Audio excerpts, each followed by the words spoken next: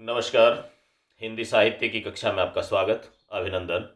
आज हम हिंदी साहित्य के प्रथम प्रश्न पत्र में संकलित रचनाकार रहीम उनका परिचय और उनकी कुछ व्याख्याओं पर बातचीत करेंगे। आप सबने नाम सुना ही होगा। रहीम भक्ति काल के एक बहुत श्रेष्ठ रचनाकार हुए हैं, जिन्होंने हिंदू मुस्लिम साम्य की एक मिसाल प्रस्तुत की। उन्हीं के विषय में कुछ जानकारी आप विद्यार्थी प्राप्त करें।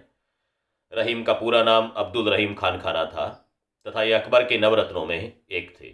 अकबर के यहाँ पर साहित्य, संस्कृति, शिक्षा, भाषा, कला, इनको लेकर के नवरत्न अलग अलग उन्होंने विद्वानों को रखा था। उनमें से एक अब्दुल रहीम खान खाना भी थे। उन्हीं का नाम रहीम है। ये मध्यकालीन कवि, सेनापति, प्रशासक, आश्रयदाता, दानवीर, कूटनीतिज्ञ, भाषाविद, बहुभाषाविद, कला प्रेमी और विद्वान थे।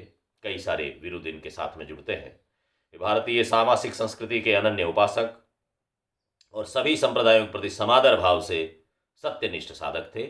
उनका व्यक्तित्व बहुमुखी प्रतिभा से संपन्न था। वे एक ही साथ कलम और तलवार दोनों के धनी थे। मानव प्रेम के सूत्रधार थे। ये रहीम का एक मोटा मोटी परिचय है। जन्म से एक मुसलमान होते हुए भी हिंदू जीवन के अंतर्मन में बैठकर रहीम ने जो मार्मिक तथ्य अंकित किए, वे उनकी विशाल हृदयता का परिचय देते हैं। हिंदू देवी देवताओं, पर्वों, धार्मिक मान्यताओं और परंपराओं का जहां भी उनके द्वारा उल्लेख किया गया है, पूरी जानकारी एवं पूरी ईमानदारी के साथ में उन्होंने किया है। वे जीवन भर हिंदू जीवन को भारतीय जीवन का यथार्थ मानते रहे।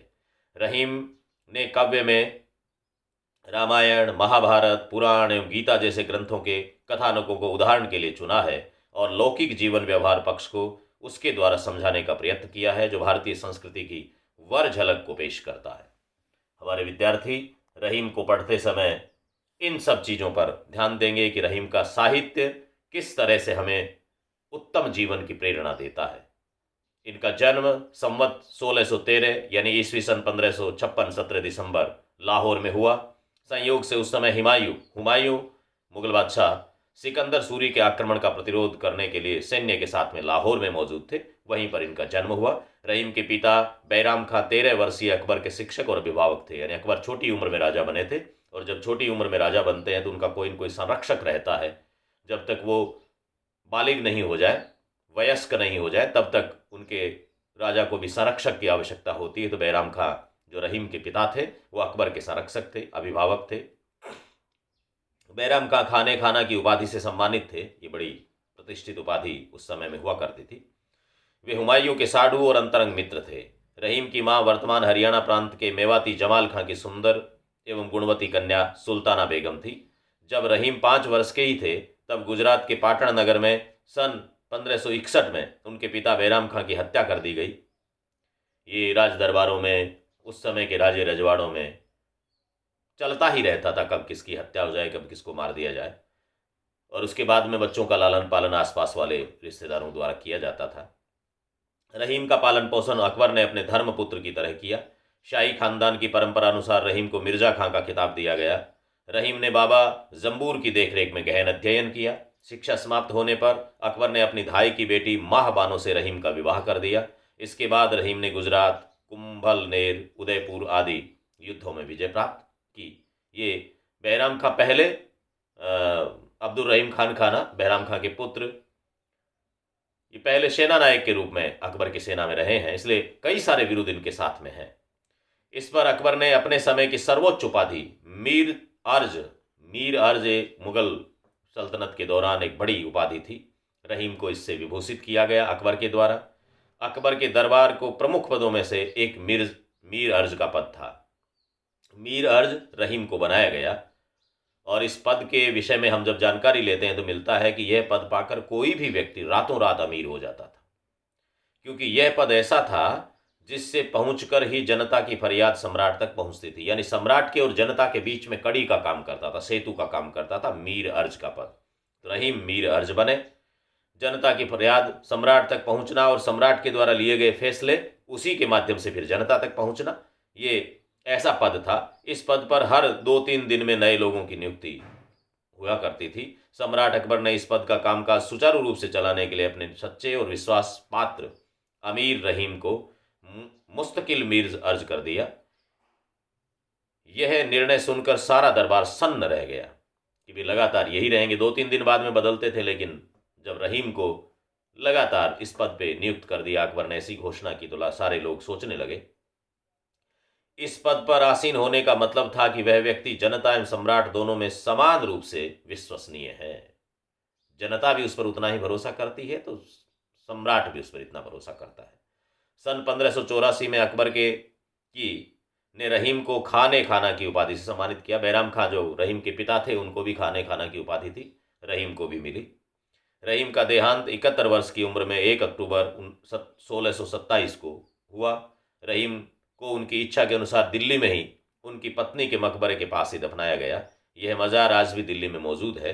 रहीम ने स्वयं ही अपने जीवन काल में इसका निर्माण करवाया था। रहीम ने अवधी और ब्रजभाषा दोनों में ही कविता की है, जो सरल, स्वाभाविक और प्रवाहपूर्ण है।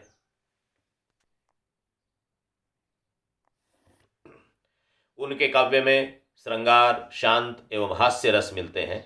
दोहा, सोरठा, बरवे, कवित और सवैया उनके प्रिय छंद हैं। रहीमदासी की भाषा अत्यंत सरल है। उनके काव्य में भक्ति, नीति, प्रेम, श्रृंगार का सुंदर समावेश मिलता है। उन्होंने सोरठा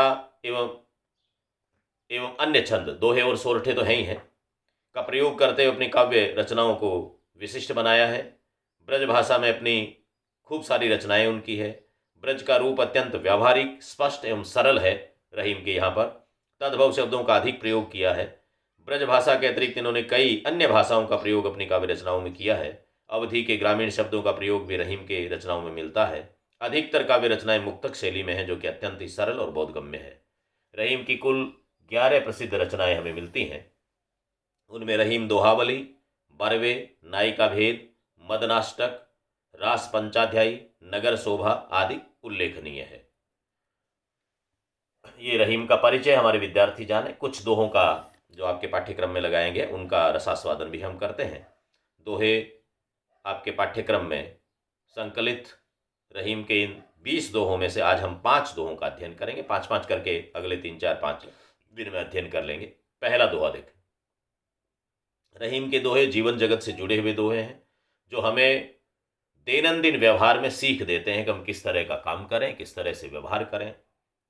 लोगों के साथ में बोलते समय, किसी तथ्य पर बातचीत करते समय, तर्क देते समय, इस संसार को बुरा भला कहते समय, ईश्वर पर भरोसा करते या भरोसा करते समय हम लोगों को कुछ चिंतन करना है। वहीं से बात रहीम करते हैं। पहला दोहा देखें। अमर बेल बिन मूल की, प्रतिपालक है ताहि, रही मन ऐसे प्रभु ही तज, खोजत फिरिए काहि। रहीम ईश्वर के अनन्य उपासक थे, भगवान के अनन्य उपासक थे, और उनको भरोसा था कि संसार में सारा कुछ घटनाक्रम जो कुछ चलता है, राई से पर्वत तक, कण कण में, तृण तृण में उस ईश्वर का निवास है और उस सबका ध्यान रखता है। इसलिए उदाहरण देते हैं। रहीम के यहाँ पर दृष्टांत और उदाहरण बड़े श्रेष्ठता के साथ में उभर के सामने आए। अमर बेल होती है, आप और हम सब जानते हैं, विद्यार्थी इस बात की जानकारी प्राप्त करें। अमर बेल के मूल यानी जड़ नहीं होती, वो तो किसी दूसरे के सहारे से खड़ी होती है। रहीम उदाहरण देते हैं कि अमर बेल बिन मूल की, बिना जड़ वाली उस अमर बेल को भी प्रतिपालक है ताय। प्रतिपाल करना माने रक्षा करने, सुरक्षा करना, उसका पालन पोषण करना। प्रतिपाल भगवान इसलिए प्रतिपालक कहलाते हैं। गोपालक प्रतिपालक प्रभु ही, तो प्रतिपालक है, हमारी रक्षा करने वाले, हमारी सुरक्षा करने वाले, हमारा पालन पोषण करने वाले। प्रतिपालक में सारी चीजें समाहित होती है, पालन पोषण भी करें, सुरक्षा भी करें, तो इसलिए माता पिता को प्रतिपालक माना जाता है। तो वो ईश्वर उस बिना जड़ वाली अमर बेल की भी प्रतिपाल करते हैं, उसकी भी रक्षा करते हैं, उसका पालन पोषण करते हैं। ऐसे भगवान जिसकी जड़ ही नहीं है, उसकी पालन करने वाले, यानी कमजोरों को, दलितों को, मजदूरों को, शोषितों को, बहिष्कृतों का, उनका पोषण करने वाले वो ईश्वर हैं। रहीम कहते हैं ऐसे ईश्वर को छोड़ करके खोजत फिरिए काहे। ऐसे ईश्वर को छोड़ करके और किसी को क्यों खोजा जाए, जो निर्मूल अमर बेल उसको भी पालने पोसने वाले हैं। ऐसे ईश्वर, ऐसे दयालु, ऐसे सहज करुणावान ईश्वर को छोड़ करके किसी और की तरफ क्यों भागा जाए। खोजत फिरिए काहि, और फिर किसको खोजा जाए, कहाँ जाना है। वो ईश्वर तो हमारे सामने है ना, अमर बेल को देख लीजिए, वो उसकी रक्षा कर रहा है, तो फिर आप उसकी नज़रों से छुपे हुए थोड़े ही हैं, आप भी तो उसकी कृपा के पात्र हैं। इसलिए उस पर अभरोसा न करें, अविश्वास न करें, उस ईश्वर पर भरोसा रखें। अगला देखें, अमृत ऐसे वचन में रही मन ऋष की घास, जैसे मिसरी हूं मैं मिली निरस बांस की घास। अमृत ऐसे वचन में, वाणी बोल करके हम लोगों को विचार करके बोलना चाहिए, बोलते समय ध्यान रखना चाहिए। सत्यम ब्रूयात प्रियम ब्रूयात न ब्रूयात सत्यम अप्रियम। संस्कृत के ऋषियों ने कहा सत्य बोलो लेकिन प्रिय बोलो, अप्रिय सत्य भी नहीं बोलना चाहिए। काहे को बोलना, किसी दूसरे का अहित हो, दूसरे को बुरा लगे, किसी दूसरे की भावना को ठेस पहुंचे, इस तरह का सत्य क्यों बोलना चाहिए आपको? इस तरह के सत्य का उच्चारण हमें नहीं करना चाहिए। रहीम कहते हैं अमृत ऐसे वचन में, अमृत जैसे हमारे वचन है। और रही मन रिस की घास, क्रोध क्या करता है, आपकी वाणी के मिठास को खा जाता है। वाणी की मिठास में कहीं न कहीं कटुता पैदा करता है। रहीम जी कहते हैं अमृत ऐसे वचन में रही मन रिस की घास। रीस, रिस से रीस, रीस माने क्रोध, गुस्सा, आवेश। आपको गुस्सा आया, गांस कहते हैं कि कुछ खोट मिल जाना, किसी चीज में आकर खोट मिलना, दुर्भावना आ जाना। राजस्थानी में रुंगस कहते हैं, किसी काम में आप पार्शियलिटी करते हैं। अमृत ऐसे वचन में रही मन रिस की घास, वो क्रोध है, वो अमृत जैसे वचन के बीच में आकर के उसे बाधित कर देता है। अमृत में स्वाद में, अमृत जैसे कर्ण प्रिय उस बोल में खोट ला देता है, अशुद्धि ला देता है, बुराई ला देता है, कर्ण कटुता ला देता है। और उदाहरण क्या देते हैं, जैसे मिसरी हूं मैं मिले निरस बांस की घास। मिश्री, ईख खाते हैं, गन्ना खाते हैं अपन, जूस जूस, उसका गुड़ बना दिया, मिश्री बना दी। उसके भीतर यदि बांस की फांस आ जाए, बांस की लकड़ी रह जाए, उस बांस से ही तो ईख निकलती है, उसी से गन्ना है, उसी से सारा रस है, लेकिन उसको दूर करना पड़ता है। शरीर में क्रोध भी है, शरीर में दया भी है, करुणा भी है, क्षमा भी है, सब कुछ है, लेकिन हमें उस क्रोध पर नियंत्रण करना होगा, गुस्से पर नियंत्रण करना होगा, तब जाकर के आपका सही काम हो सकता है। इसलिए हमारे विद्यार्थी अपने जीवन में इस बात को अपनाएं कि हमारी वाणी में विनम्रता होनी चाहिए। उसमें यदि क्रोध, गुस्सा, खींच आ गई तो फिर उसी तरह से लगेगा जैसे मिस्री के भीतर उस निरस बांस की कोई फांस आ गई हो और वो आपको कटु लगे, आपके गलाफ को फाड़ दे, आपकी जीभ को फाड़ दे, आपके मुंह में नुकसान पहुंचाए। उस मिस्री के स्वाद की बजाय उस बांस का जो कट लगेगा वही आपको छालता रहेगा। उसी तरह से आपकी वाणी कितनी ही मीठी है, लेकिन उसमें क्रोध आ गया तो दूसरे वाले को क्रोध ही क्रोध याद रहेगा, आपकी वाणी का मिठास याद नहीं रहेगा। ध्यान रखने का विषय है, क्योंकि क्रोध विवेक को खा जाता है। अगला देखें, अरज गरज माने नहीं रही मन ए जन चार, रिनिया राजा मांगता काम आतुरी नार। कवि कहता है कि ये अरज गरज माने नहीं रही मन ए जन चार। रहीम जी कहते हैं ये चार लोग ऐसे हैं जो किसी की न तो अर्जी को सुनते हैं, न किसी की गर्ज को, किसी की आवश्यकता को सुनते हैं। वो चार कौन है? ऋणिया, एक तो ऋण देने वाला, ऋणदाता, आप में उधार जो मांग रहा है वो न तो आपकी अर्ज को सुनेगा, न आपकी गर्ज को देखेगा। वो कहेगा भैया मेरा बेन हो गया, मेरे से जितने समयावधि के लिए तुमने कहा था उतना समय हो गया, मेरे पैसे वापस लौटा। वो आपकी अर्ज और गर्ज पर बिल्कुल ध्यान नहीं देगा। वो आपको बार बार यही कहेगा कि कौल तुमने किया था, आज वो समय आ गया, मेरे पैसे दे। ऋणिया, ऋणिया माने ऋण देने वाला, ऋणदाता। और राजा, राजा के साथ भी, राजा अपना काम करवाना चाहता है, वो कहता है मेरा आदेश है, उसकी पालना होनी चाहिए, उसे दूसरा कुछ नहीं। न तो आपकी अर्ज सुनता है, न गर्ज सुनता है। मांगता, भिखारी सामने आया, भिखारी को आप कुछ भी कह दो, वो अपना मांगना है, उसको तो चाहिए मुझे ये दे दो, मुझे ये दे दो, अरे भाई कोई घर पे नहीं है, अरे आप खड़े हो ना दे दो। वो मतलब अपनी बात करेगा, वो आपकी अर्जी गर्जी पर किसी तरह से ध्यान नहीं देगा। और काम आतुरी नार, औरत यदि काम उत्तेजना में है तो फिर वो किसी की बात नहीं सुनेगी, वो भी अपनी जिद पूर्ण करवाएगी। तो ये चारों अपनी जिद पर अड़े रहते हैं, सामने वाले की अर्ज और गर्ज को मानते नहीं। अगला देख, ए समय परे रहीम कही। ए समय, ए समय कहते हैं विपरीत समय आ जाए, विषम परिस्थितियां। ए समय परे रहीम कही, मांग जात तज इलाज। ज्यों लक्ष्मण मांगन गए पारासर के नाज। ऐसी विपरीत परिस्थिति आ जाए तो फिर आदमी को मांगने में भी लज्जा नहीं करनी चाहिए। विपरीत समय में विभुक्षतम कुम किमन करोति पापम, भूखा क्या पाप नहीं करता, ये हमारे यहाँ कहावत चलती है। जब विपरीत समय आ गया हो तो विषम परिस्थितियों में मर्यादा नास्ती, मर्यादा का नाश हो जाता है। फिर मर्यादाएं निभती नहीं है, लोक लज्जाओं का निर्वाह नहीं होता है। परिस्थिति की विपरीतता आने पर व्यक्ति को परिस्थिति जन्य निर्णय लेना चाहिए। रहीम कहते हैं असमय परे रहीम कहीं मांग जात तजिलाज, मांगने में भी लज्जा नहीं करनी चाहिए। यद्यपि जो व्यक्ति स्वाभिमानी है वो मांगता नहीं, मांगन मरण समान है मत कोई मांगो भीख, मांगन ते मरना भला, यह सतगुरु की सीख। कबीर ने कहा। सारे सब लोगों ने मांगने को मरने के समान बताया, लेकिन रहीम परिस्थिति जन्य निर्णय की बात करते हुए कहते हैं कि यदि समय विपरीत हो तो मांगने में भी लाज नहीं करनी चाहिए। और उदाहरण देते हैं नीचे, ज्यों लक्ष्मण मांगन गए पारासर के नाज। जब वन में राम लक्ष्मण और सीता हैं, उनके पास में खाने को कुछ नहीं है, वन में, वन प्रांतर में, वहां पर वनवास के दौरान लक्ष्मण पारासर ऋषि के आश्रम में अनाज मांगने गए कि हमें भोजन करना है। जो ऋषि, जो मुनि, जो ब्राह्मण, जो विप्र रघुवंशियों के यहाँ पर भिखारी की तरह आकर के भीख मांगने आते हैं, और वो रघुवंशी सबको भिक्षा देने वालों में दाता माने जाते हैं। लेकिन वो लक्ष्मण भी उस समय की विपरीतता को देख करके उस जंगल में उनको अन्न की आवश्यकता थी, और अन्न पारासर ऋषि के आश्रम में ही था। देने वाला लेने वाला बन गया, लेकिन क्या वो याचक थोड़े ही बन गया। उस विपरीत परिस्थिति में यदि लक्ष्मण ने पारासर से अनाज ले लिया तो वो याचक नहीं बन गया। इसलिए विषमता में जो निर्णय लिया गया वो परिस्थिति जन्य निर्णय होता है, उसी समय के लिए खत्म हो जाता है। इसलिए महान पुरुष वे हैं, विवेक का काम ये है कि विपरीत परिस्थिति में आपको परिस्थिति जन्य निर्णय लेना चाहिए, और उस समय यदि कुछ विरुद्ध को छोड़ना पड़े, कुछ परंपराओं के निर्वाह को आप भुला सके, भुलाना पड़े तो भुला देना चाहिए, लेकिन उस समय की मांग को देखते हुए वैसा निर्णय करना चाहिए। एक और पढ़ते हैं।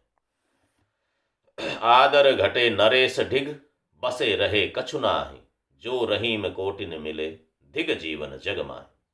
रहीम जी कहते हैं आदर घटे नरेश ढिग, नरेश कहते हैं राजा को। राजा के पास में ज्यादा नजदीक रहेंगे तो फिर आपका आदर घट जाएगा।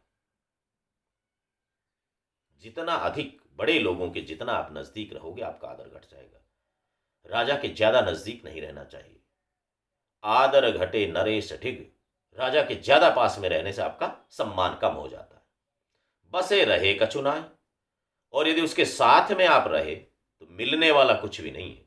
कोई आदमी ये सोचे कि मैं तो मंत्री जी के साथ में दौड़ रहा हूं, मुख्यमंत्री जी के साथ में दौड़ रहा हूं, जितना उनके आप नजदीक रहोगे आपका सम्मान कम होगा। उनके साथ बसने से, उसके पास में रह जाने से भी आपको मिलने वाला कुछ भी नहीं है, क्योंकि मंत्री जी हैं, दूसरे दूसरे हैं। तो राजा के पास में रहने से, ज्यादा नजदीक रहने से दूसरे लोगों से आपकी दुश्मनियां बनती। आदर घटे नरेश ढिग, ढिग कहते हैं पास में। राजा के पास रहने से आपका सम्मान कम होता है, उसके साथ रहने से भी आपको मिलने वाला कुछ नहीं है। जो रहीम कोटिन मिले, और रहीम कहते हैं यदि करोड़ों भी मिल जाएं, धिग जीवन जगमाए, तो भी मैं उसको धिक्कार मानता हूं, क्योंकि जो सम्मान के बिना, आदर के बिना यदि आप करोड़ों का धन भी प्राप्त कर लेते हैं, वहां जाकर के आपने दलाली करनी शुरू कर दी, रिश्वतखोरी शुरू कर दी, धोखा देना शुरू कर दिया लोगों को, और उससे यदि रुपए कमा भी लिए, तो रहीम कहते हैं ऐसा धन तो धिक्कार के लायक है। ऐसे धन की आवश्यकता नहीं जो आदर के बिना, सम्मान के कीमत पर यदि आपने धन कमा भी लिया तो वो किस काम का। इसलिए राजा के पास में रहना, राजा के साथ में बसना, ये सम्मान घटाने वाला काम है। सामान्य जन को सामान्य जन के साथ ही रहना चाहिए, अपने जैसे लोगों के साथ रहना चाहिए। ऐसा आग्रह रहीम ने किया, हम लोगों को सीख दी। 5 दोहे हमने पढ़े। अगले 2-3 दिनों में फिर 5-5 7-7, क्योंकि विद्यार्थियों के पास में ऐसी समस्याएं आई कि डाटा कम रहता है, वीडियो ज़्यादा बड़े होते हैं तो नहीं सुनाई देते, तो हम 10-10 15-15 मिनट के वीडियो आपको भेजते हैं, आप उसी तरह से उनको सुनिएगा। डायरी रखें, उसमें लिखें, इनके भावार्थ लिखें, आप अपनी तरफ से इनका अर्थ करना शुरू करें। रटा रटाया कुछ भी नहीं, आपकी समझ में आ जाना चाहिए, फिर अपनी भाषा में लिखें। कॉलेज एजुकेशन में हम ये अपेक्षा करते हैं हमारे विद्यार्थियों से कि विद्यार्थी अपनी भाषा में अपने भावों को संयोजित करना सीखता है, और उनकी उत्तर पुस्तिकाएं उसी पृष्ठभूमि को ध्यान में रखते हुए जांची जाती है। इसलिए आप अपनी भाषा में लिखना शुरू करें, रटने की कोशिश नहीं करें, चीज़ों को समझें। इन दोहों के व्याख्या खंड को पढ़ते समय आप इनके भावार्थ को ग्रहण करें। पुनः पुनः धन्यवाद। अगली कक्षा में फिर मिलेंगे।